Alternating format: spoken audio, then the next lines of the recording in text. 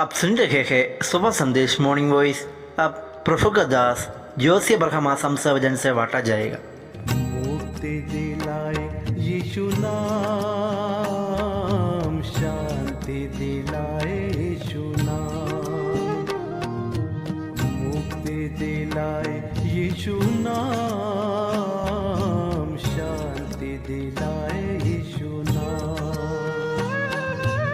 यीशु दया का बहता सागर, यीशु दया का बहता सागर, यीशु है दाता महान, यीशु है दाता महान। मुक्ति दिलाए यीशु नाम, शांति दिलाए यीशु नाम। परमेश्वर का नाम की महिमा हो। मुझे सुनने वाला हर एक भाई बहनों को जल्दी आने वाला प्रभु यीशु मसीह का पावन नाम में हमारा प्यार भरा नमस्कार। आइए आज का मनन के लिए हम लोग पढ़ेंगे इफिसियों का पत्री 4 अध्याय उसका 28 से 32 तक। इफिसियों का पत्री 4 अध्याय 28 से 32 तक हम लोग पढ़ेंगे। चोरी करने वाला फिर चोरी ना करे, वरन भले काम करने में अपने हाथों से परिश्रम करे, इसलिए कि जिसे प्रयोजन हो उसे देने को उसके पास कुछ हो। कोई गंदी बात तुम्हारे मुंह से ना निकले, पर आवश्यकता के अनुसार वही निकले जो उन्नति के लिए उत्तम हो, ताकि उसमें सुनने वालों पर अनुग्रह हो। परमेश्वर के पवित्र आत्मा को शोकित मत करो, जिससे तुम पर छुटकारे के दिन के लिए चाप दी गई है। सब प्रकार की कड़वाहट और प्रकोप और क्रोध और कड़ा और निंदा सब वैरभाव समेत तुमसे दूर खिंचाए। एक दूसरे पर कृपालु और करुणामय हो, और जैसे परमेश्वर ने मसीह में तुम्हारे अपराध क्षमा किए, वैसे ही तुम भी एक दूसरे के अपराध क्षमा करो। पिछले दिनों में हम लोग देख रहे थे इफिसियों का पत्री 4 अध्याय 17 से 32 पद तक हम लोग पढ़ने से वहां का विषय है पवित्रता में चलो। पवित्रता में चलने का विषय में हम लोग देख सकता है। और पिछले सप्ताह में हम लोग देखा था इस 4 अध्याय 25 से 32 पद तक का हम लोग पढ़ने से वहां का विषय है पवित्रता में चलने के लिए हमें रोकने वाला, हमारा जीवन में होने वाला 5 स्वभावों के बारे में हम लोग इधर देख सकता है। इसलिए अगर हम पवित्रता में चलना चाहता है तो ये 5 स्वभाव हमारा जीवन से हम लोग हटाना है, वो हमारा जीवन में नहीं होना चाहिए। और उसमें पहला हम लोग देखा था, हम लोग 25 पद में हम लोग देखा झूठ बोलना हम लोग छोड़ना है। झूठ बोलना मतलब शैतान का काम है, और हम विश्वासी लोग शैतान की काम नहीं करना है। और झूठ अगर हमारा जीवन में है तो क्या हो सकता है, हम पवित्रता में हम लोग नहीं चल सकता है।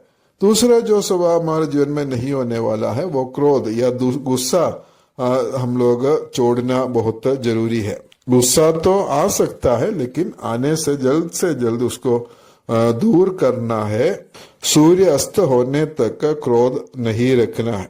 अगर सूर्य अस्त होने तक क्रोध रखेगा तो वो उसके द्वारा हम पाप कर सकता है, और शैतान को हमारा जीवन में अवसर देने का संभावना है।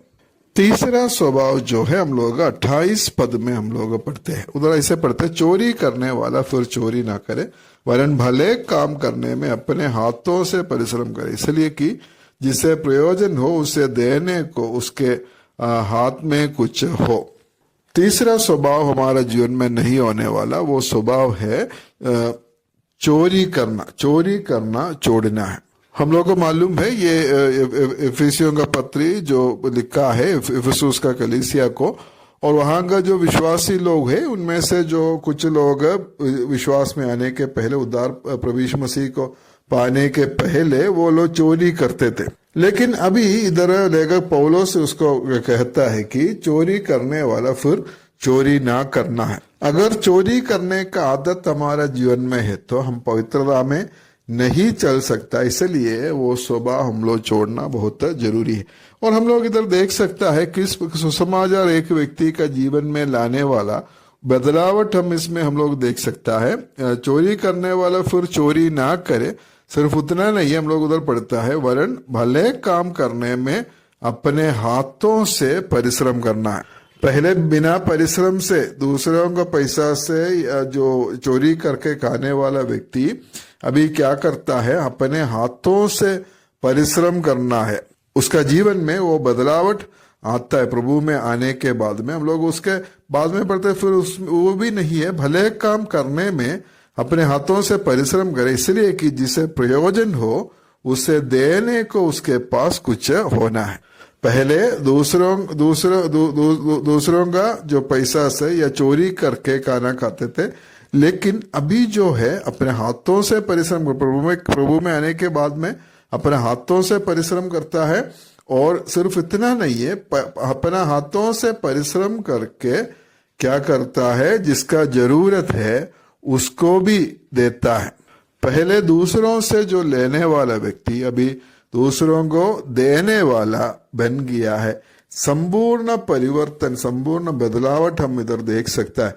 एक व्यक्ति प्रभु यीशु मसीह में आने से उसका जीवन में इस प्रकार का संपूर्ण जो परिवर्तन हम लोग देख सकता है। ये नया नियम में हम लोग देखने से अपने हाथों से परिश्रम करके खाने के बारे में हम लोग देख सकता है। थिस्सलुनीकियों का दूसरा पत्री 3 अध्याय उसका 10 पद में हम लोग पढ़ता है, जब हम तुम्हारे यहाँ थे तब भी ये आज्ञा तुम्हें देते थे कि यदि कोई काम करना ना चाहे तो खाना भी ना खाए। इसलिए पवित्रता में चलने के लिए हमें रोकने वाला जो तीसरा जो बात है वो है चोरी करना। अगर वो हमारा जीवन में है तो उसको हम लोग छोड़ना है और अपना हाथों से परिश्रम करके हम लोग जीना है। और चौथा बात को हम लोग देख सकता है, चौथा स्वभाव हमारा जीवन में नहीं होने वाला।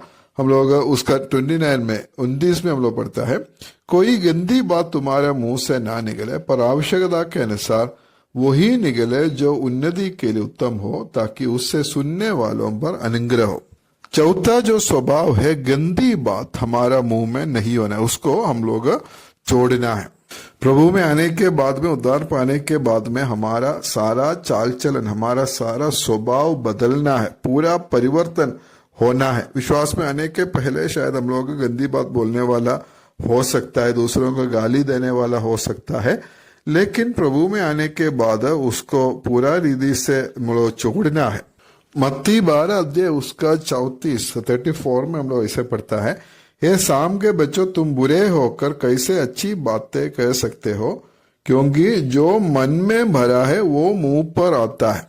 मन में हमारा जो भरता है वही मुंह से निकलता है।